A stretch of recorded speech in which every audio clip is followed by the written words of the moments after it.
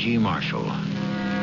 The eternal optimist is often ridiculed for his hopeful vision, his lofty ideals, and his unrealistic advice.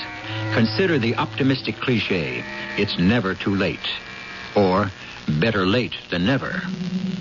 Is that always the case? Or do some occasions exist where we might fare better with a more negative piece of advice? Leave well enough alone, for example.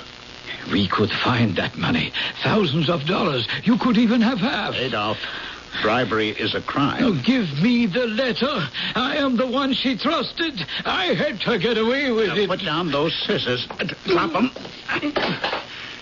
Adolf, if I hear from you one more time, it won't be the post office you're dealing with. It'll be the police.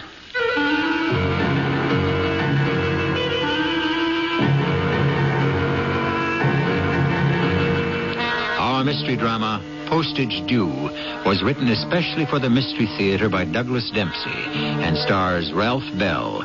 I'll be back shortly with Act One.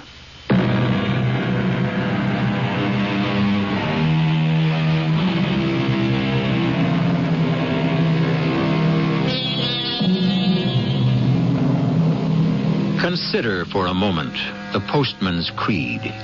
Neither snow, nor rain, nor heat, nor gloom of night stays these couriers from the swift completion of their appointed rounds. Bad weather is one thing, but sometimes even bigger obstacles can lie in the path of our friendly mailman. How far does his duty extend? To the point of personal hazard? To the point of actual danger? Examine the case of Mr. George McCready, mailman, whose route is the south side in the town of Smallville. Say, George, I got a surprise for you in today's load. A surprise from the postmaster? You're notifying me of a raise in salary, huh? No, something for you to deliver. A letter, postmarked August 1st, 1941. Come on. No, really, I'm serious. They finally tore out the old wooden mail chute, and they found this letter stuck in it. Since 1941? Boy, that must be some kind of record. Yeah, thought you'd get a kick out of it, being on your route and all. Here it is. It's got a 3-cent stamp on it. 3 cents? Those were the days. So, what's the address? 507 South Market Street. 507? No one's lived in that place for years. Hey, wait a minute. Not that house all the kids say is haunted. Yeah, that's the one. I don't even deliver the junk mail there anymore. It's all overgrown. Well, look, if you want, I'll turn it over to the dead letter office. Oh, no way. After all this build-up, you think I'm not going to try and deliver it? You know the slogan, neither snow nor rain nor gloom of night. It's my duty. To Mr. Leon Winters from P.J. Moriarty. Well, at least there's a return address. Maybe I'll uncover something. just as long as you don't uncover anything haunted. Listen, the only frightening thing about this job is the backache I go home with every night. 507 South Market.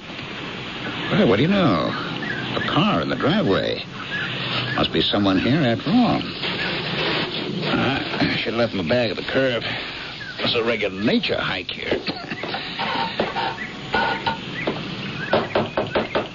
Hello? Anybody in there? Mailman. Hi. Somebody upstairs. It's the mailman. Hey. Who's in there? I've got a letter. I'm here out front. Yes? Huh? Oh. You live here? No, I'm the owner. Just trying to stay ahead of the vandalism. Come in. Well, this place looks pretty good inside. I'd figured I'd find a real mess. Why don't you rent this place out? Nobody wants... no one would want to live here. It's not really fit.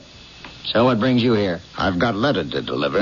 I haven't used this address in years. Must be some old-timer trying to reach me. Oh, real old-timer. It's postmarked 1941. We found it stuck in an old mail chute down at the post office. 1941? The whole family was here back then. Who's it to? It's addressed to Mr. Leon Winters. Leon? You know him? Yes. Yes, of course, he's me. I just haven't gone by that name in such a long time. Well, I'll bet this brings back some memories. You couldn't have been much more than 20 when it was written. I was 17 in 1941. Who could it be from? Mr. Winters, before I turn it over to you as a kind of formality, I'd like to see some identification, a driver's license or something. I don't have my wallet with me. I'd hate to give this to the wrong person after 40 years and all. Listen, I'm not really Leon. Leon was my older brother, but he's dead now. I'm Elroy Winters, and I am executor of the family estate, so... Well, that does complicate things a bit. I have an identification for Elroy Winters right here. No, it's not that, Mr. Winters. If this other Mr. Winters, Leon, that is, has passed away, then I should try to return this letter to its sender. And who's that? A P.J. Moriarty. P.J. All right. Yeah, that must be Pamela. Well, you won't have any luck finding her, Mr. McCready, George McCready. Miss McCready. She had some connection with Leon years ago, but she dropped out of sight, and we never heard from her again. Well, nonetheless, I think I'd better try to return the address and see what I find. That would be Cliff Manor. One of those mansions over on Society Hill. Oh, that's right. 1540 Society Hill. I think you'll be wasting your time.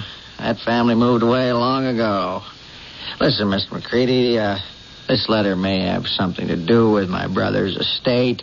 A lot of financial matters were never cleared up. I can understand your anxiety, sir, but postal regulations dictate my course. Here, this is my boss's number. Call if you can give me any leads, and I'll get back to you if I reach a dead end. Fair enough? Bit overzealous, aren't you, McCready? Your regulations should hardly apply to a letter that's 40 years late.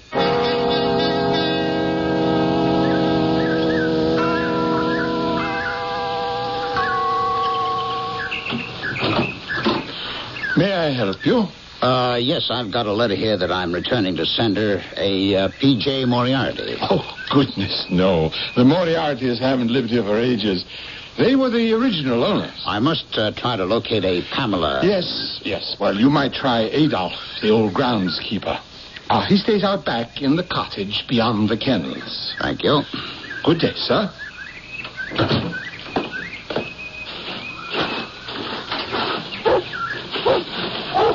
Excuse me, you wouldn't be Adolf, would you? I wouldn't be if I had a choice. But yes, I am Adolf. Head me down off this ladder. Okay. I'm really too old for this. Well, you're lucky to be doing something useful. I'm not useful. I have been put out to pasture. I take care of these hedges only because I want to. Well, you do a nice job. I came here to ask about the Moriartys. Did you know them? Did I know them? They hired me. Back then, I ran the whole place, not this puny little flower patch. They sold the place in 46, and I stayed on. Been through 5 owners now. I come with the house. Do you know any way I can reach them? It's not likely, young fella.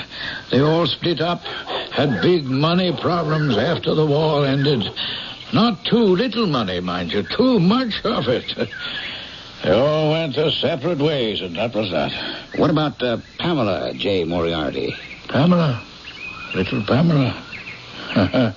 She was an angel. I was always set on her. But, of course, nothing ever happened. Say, what are you after coming here and coaxing an old man out of his memories? You some kind of a cop? No. I'm just a mailman trying to deliver a letter. Well, the box is around front. Well, you don't understand. It's an old letter from Pamela to a Mr. Leon Winters. From Pamela? Mister, no one has heard from Pamela in 40 years. She's dead that long. Well, that's that. She's dead. He's dead. End of the line. Well, this Leon, he is dead, is he? Or so his brother says. Why, you knew him? No, I don't recall. Listen, mister, you cannot return this letter to Pamela and you say this Mr. Lane is dead. So maybe you ought to leave the letter here with me. Oh? Why is that? Well, I do hear from the family now and again. Well, if a Moriarty comes calling, you should put them in touch with me. But I don't know when I would hear from them. They check up on me. I can't reach them. I'm sorry, Adolf, but I'm going to hold on to this envelope for now. Here's my number. If you hear from the family, I'd like to meet them. All right? I don't think you want to meet the Moriartys, mister. They can be a cruel bunch. And if that letter is something important, something they want, they'd get it. Just tell them to call me.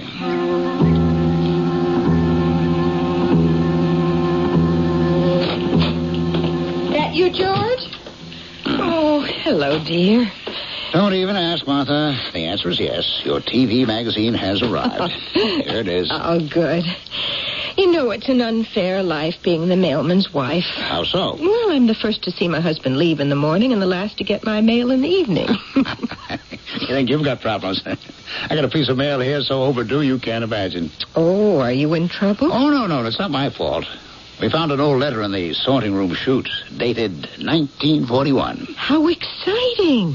Who's it for? Did you deliver it? I'll tell you the whole story. Just let me sit down first. Is it a personal letter or business? Funny you should ask. That seems to be the big question. Everyone seems to think it's going to solve their financial matters. Here, take a look for yourself. Oh, my. August 1st, 1941. Well, it's in a woman's hand. Just look at those flourishes. Oh, I'll bet my button box it's personal. Did you find this Leon Winters? I didn't find anybody. Apparently, addressee and sender are both dead. I went to the address, 507 South Market, that old house, you know? Oh, yes. Lots of stories about that place. Our kids all swore the place was haunted. Well, it's not haunted now, just not rented. I met the owner. Weird duck. First he tells me he's Leon, then he tells me he's Elroy, Leon's younger brother, and that Leon is dead.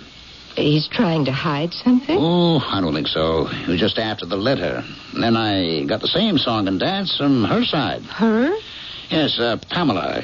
She's the P.J. Moriarty. Pamela? Were they lovers? Oh, maybe, but let me finish. The best I can figure, this guy Leon was using this rich girl, Pamela, to get money. Then he finally left town, and she died. It's really too confusing. I'm afraid I'll just have to turn the letter in, that's all. Oh, no. Let's look at it first. What? Open mail? I'd lose my job, no matter what the letter said. Well, you can't just give it up. Oh, I shouldn't even have it now. Just seemed like a challenge to try. But I've done all I can for today. Let's eat dinner. It's 9:30. Time for sleep. So, what about the letter, dear? All right. I'll see what I can find out tomorrow. Enough is enough. Let's get some sleep. Okay, Martha? Right, George. Good night. Oh, my goodness, who on earth could that be? Hello. Give the letter to its rightful owner, George. No harm will come to you. But deliver it soon. Oh. George, who was it? What's wrong? George?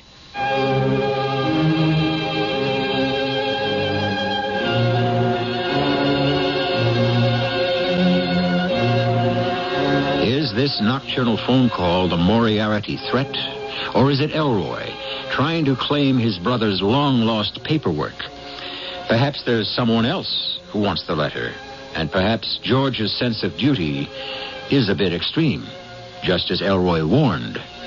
We shall expand on all of this in Act 2.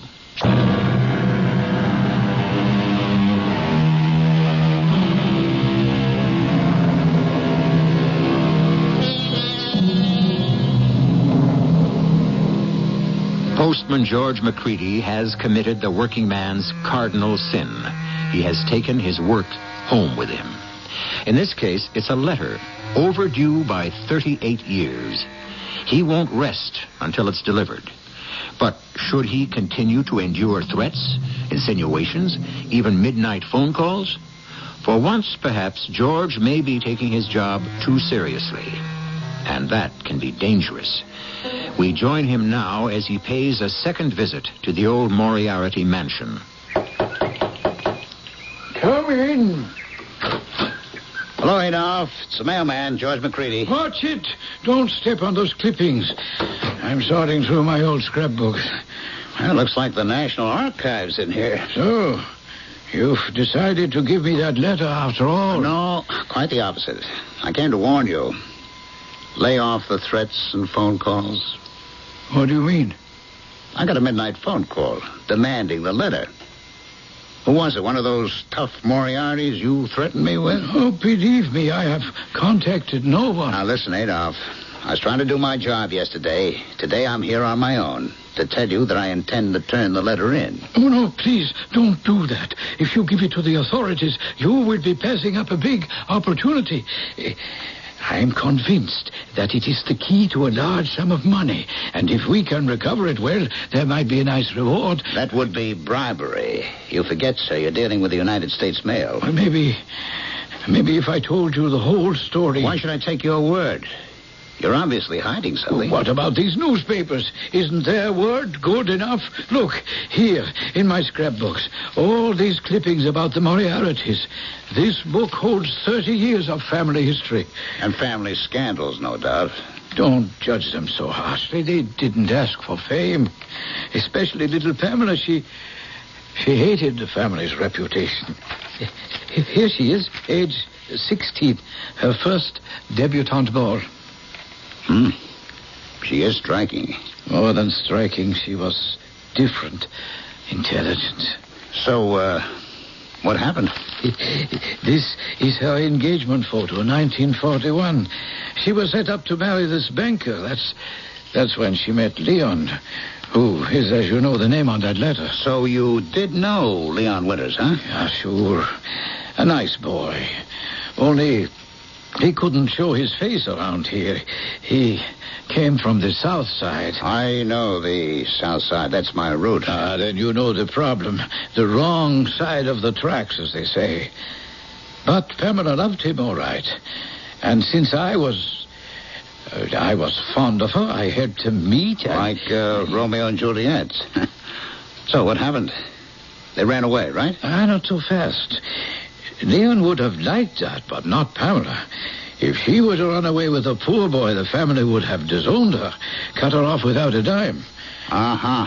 Enter the villain. Money. Well, there was a trust fund in her name, and she wasn't about to let the family get hold of that. So Leon had to wait around until she was old enough to get the trust fund, And that's where things began to fall apart. You remember, this was 1941.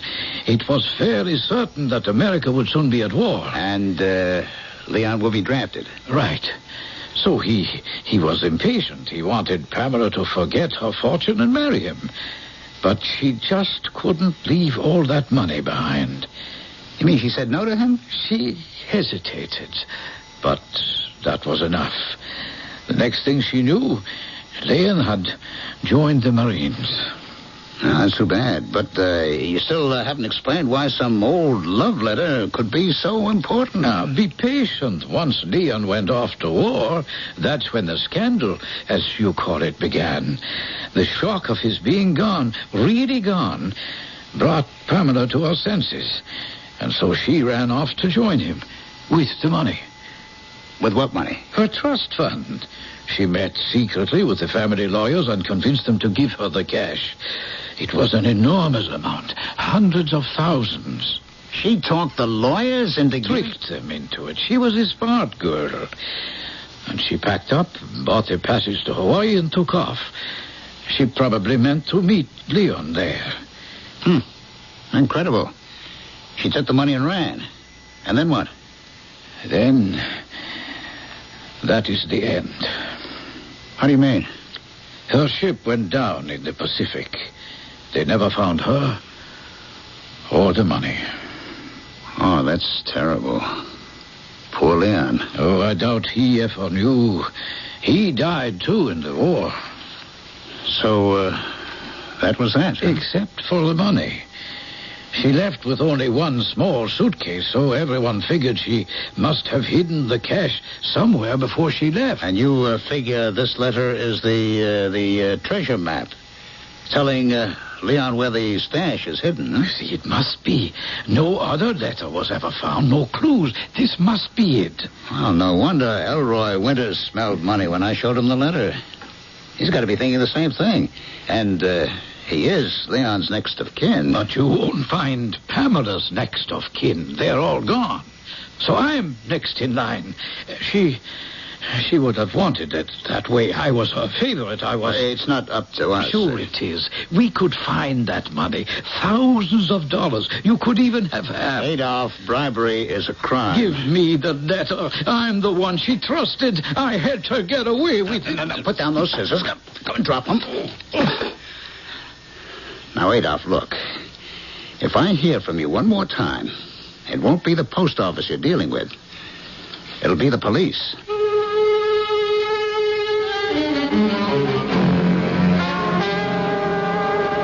Hey, you're running late, George.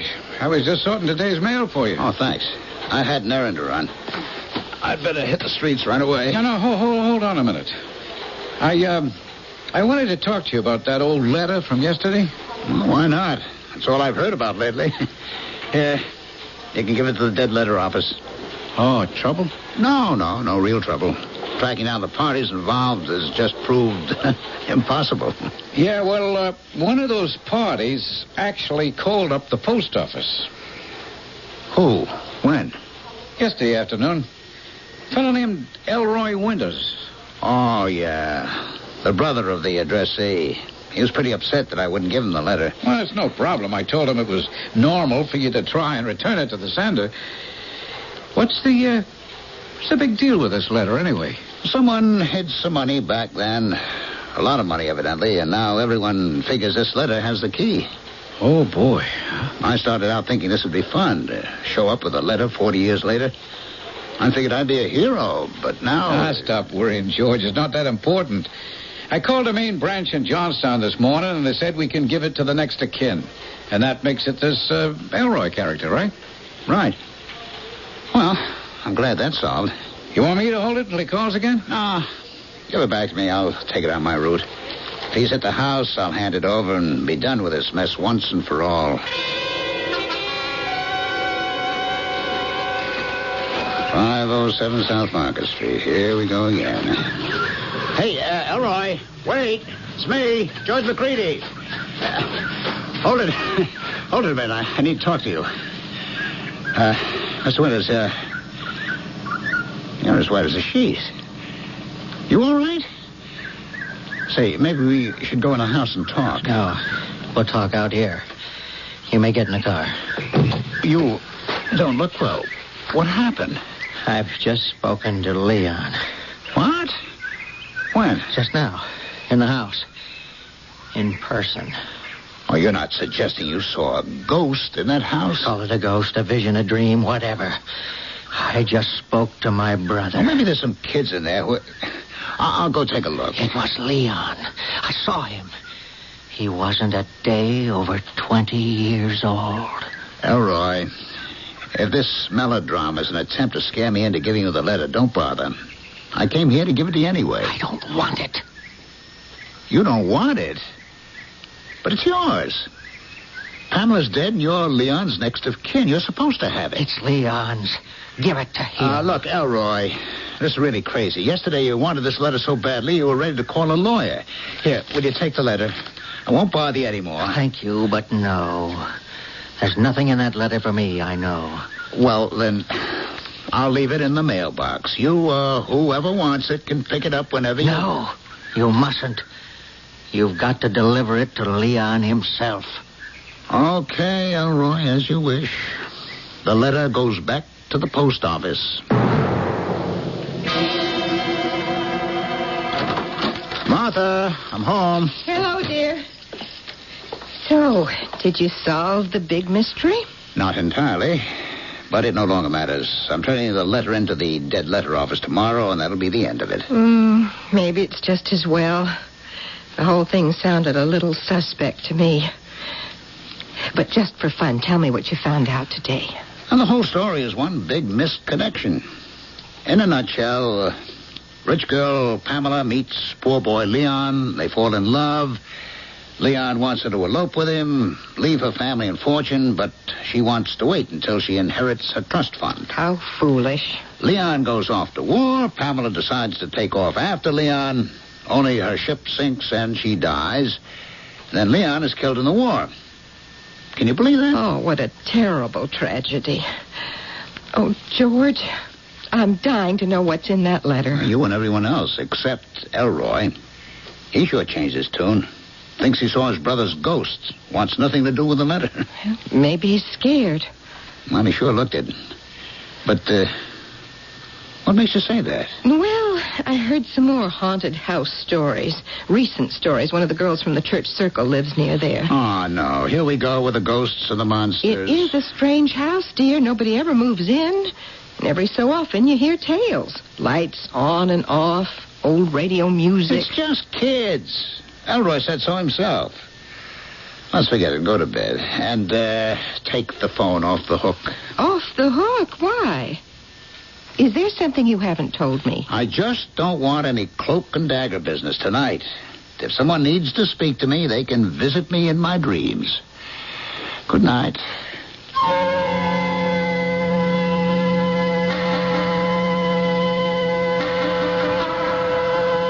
No wonder George wants the phone off the hook. Elroy's sudden change of heart? Martha's haunted house reports? Is this mystery closing in on our postman? Will he make it till morning and be rid of this curse once and for all? We'll find out how it all ends in Act 3.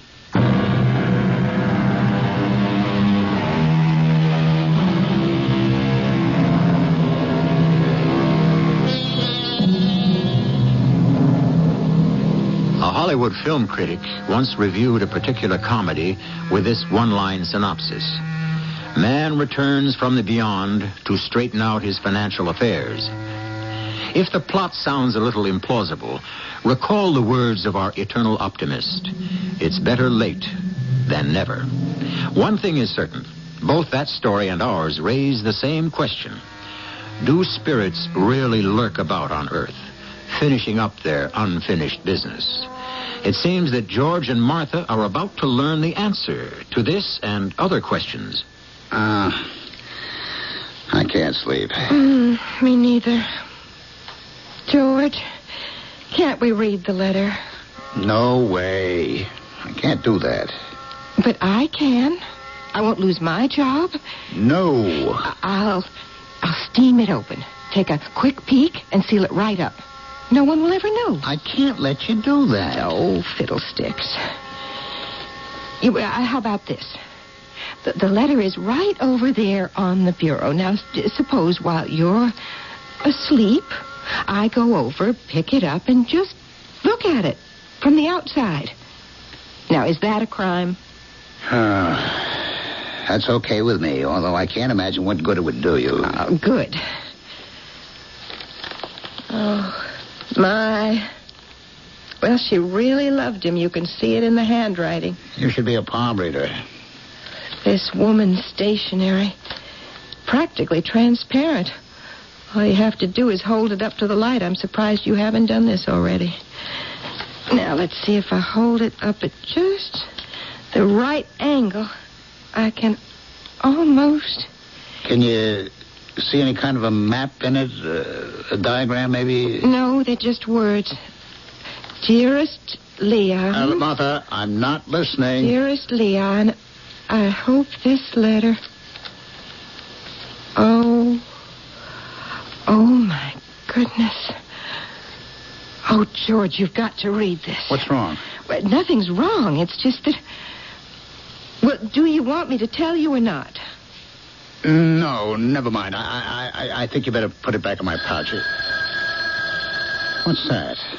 I thought you took the phone off the hook. I did. Maybe it's the phone company. Don't answer it. George, you should. It might have something to do with, you know. Hello. Hello, George. This is Leon. Leon Winters. Don't you think it's time you delivered my letter? Bring it to my house. 507 South Market Street. Tonight. I'll be here all evening. No harm will come to you, George. George? Who was that? It was Leon, wasn't it? It can't be. I don't believe in that stuff. But who else could call you with the phone off the hook? It's some sort of trick. Elroy's scare tactics. What did he say? They said to deliver the letter tonight to the house. Let's do it, George. We should. I can feel it. Well, I can't. I still think it's some kind of trap. What makes you so anxious to send me over there? Because I know it's all right now. Why? I can tell from the letter, from reading it. Trust my intuition. Oh, I don't want to drive over there at this hour. I can go in the morning. When it's light, huh? You're scared. I am not. Well, come on. Now, let's get dressed. I'll drive you right now. We'll drop it off and be done with it. Well, okay. Okay, I'll go. But not because of that call. Because I trust your instincts.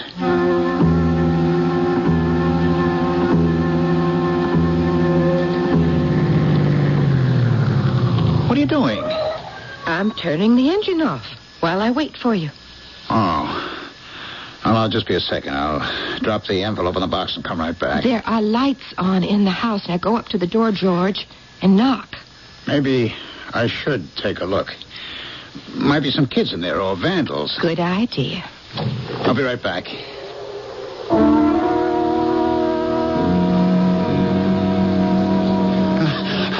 George, you scared me. Why were you running? There's a guy inside. A young fella, early 20s, sitting in an old chair. There's a lamp and a table and a fire in the fireplace. It's him. But yesterday, that place wasn't furnished. What does he look like? Dark hair, wavy, a thin mustache, and he's wearing old clothes. Rags? No. Some kind of a uniform. Jungle fatigues, like an old war movie. And he didn't see you? Well, of course not. Well, so go back. Knock on the door, George. Oh, this is silly. It's not, dear. He's waiting for you. I know it. I'll be back in a minute. Well,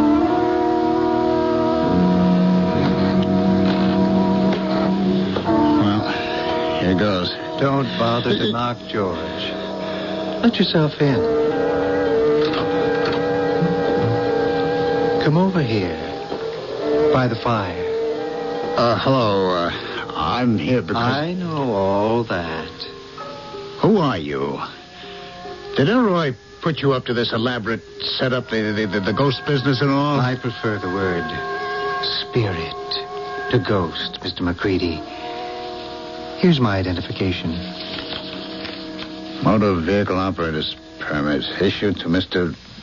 Leon Winters, August 1940. Where'd you get this?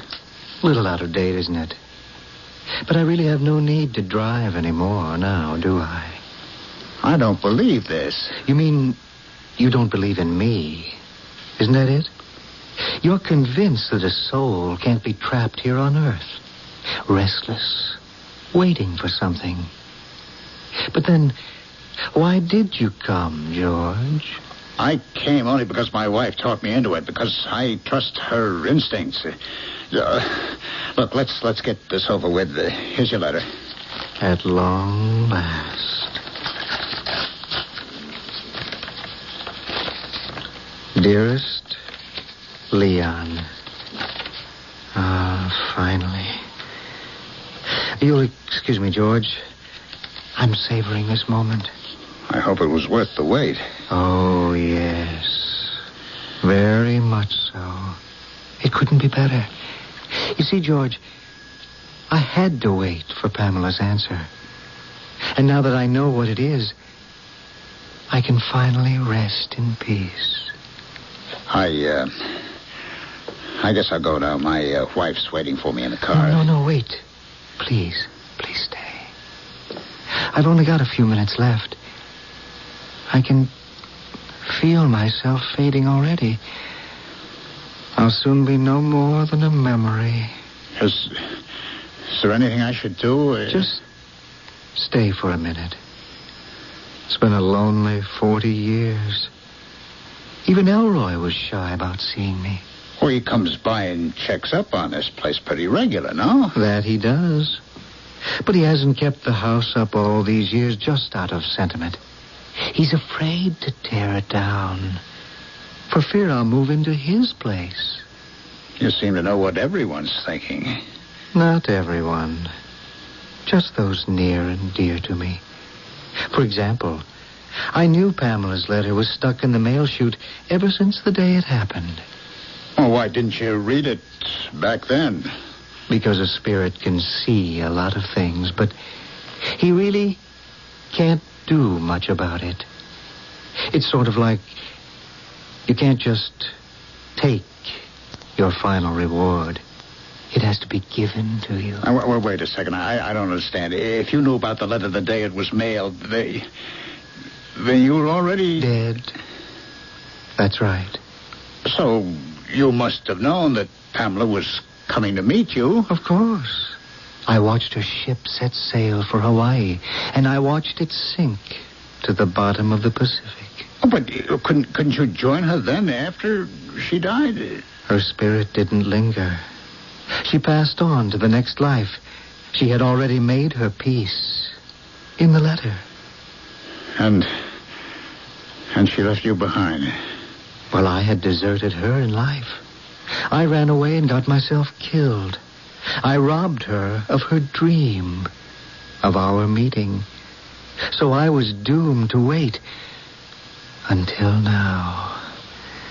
It's all kind of hard to explain, but it's really very fair. Oh, that's a comfort. But what about Elroy and Adolf and the money? Don't worry about Elroy. He's always resented Pamela. He wanted her money as some sort of revenge. And as for Adolf, he was jealous. Remember that he was my age when Pamela ran away. In a way, he lost her to me.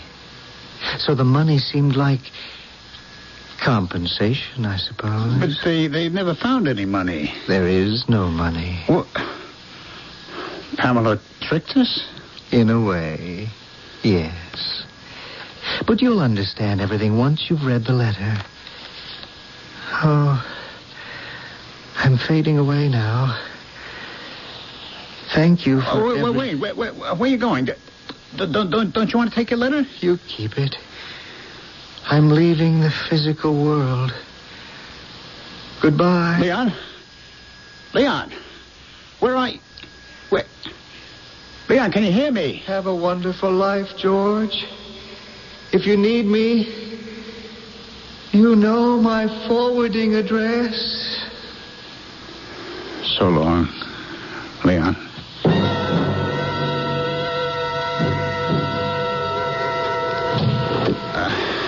Hi, honey. Well, you were in there forever. What on earth happened? Here. This is for you. The letter. Well, it's open. Didn't you give it to him? Of course I did. And after he read it, he gave it back. He doesn't need it anymore. You mean because he's a ghost? A spirit, dear. But what does it say? I don't know yet. I saved it for you. Go ahead, read it. Oh, George, I'm so excited. Dearest Leon, I hope this letter finds you well. I love you. The biggest mistake of my life was letting you go. I only wish I had realized that sooner. Smart girl. Now, keep going. But I had to say no to you. Running off to get married would have pleased my family too much. They'd be rid of me and claim my trust fund in the bargain. That's just what they wanted. That's what everybody wanted, the trust fund. But now I'm free at last. I've turned my inheritance over to various charities, anonymously. So, Leon wasn't kidding. There is no money. Shh. Now, this is the part I read through the envelope. And now my answer is yes. I'm on my way to Honolulu. I'll wait there until you can join me. I love you, Leon. I'll wait forever. Yours, Pamela. Well, like I said, your intuition is never wrong. And now they're together.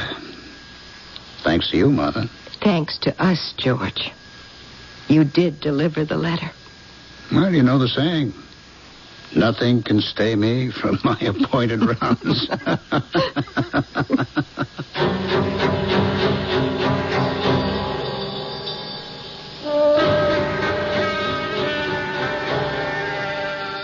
With George's sense of duty and Martha's sense of destiny, the letter is finally delivered. We must always be ready to obey our instincts, to follow the irresistible pull of life. And when we do, we may find ourselves doing things we hadn't thought possible. An example when I return shortly.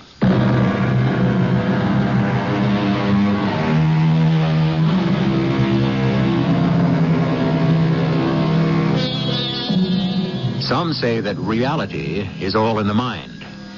This point of view can present some unanswerable questions. Did George actually deliver the letter to a spirit? Examine the facts. An off-duty mailman enters an abandoned house late at night. He clutches a 40-year-old piece of mail in his hand, torn open in a moment of emotional stress. Did he tear the envelope himself? Did he imagine the entire drama? To George, it was real. Beyond that, we can never know. Our cast included Ralph Bell, Terry Keane, Bob Caliban, and Ian Martin.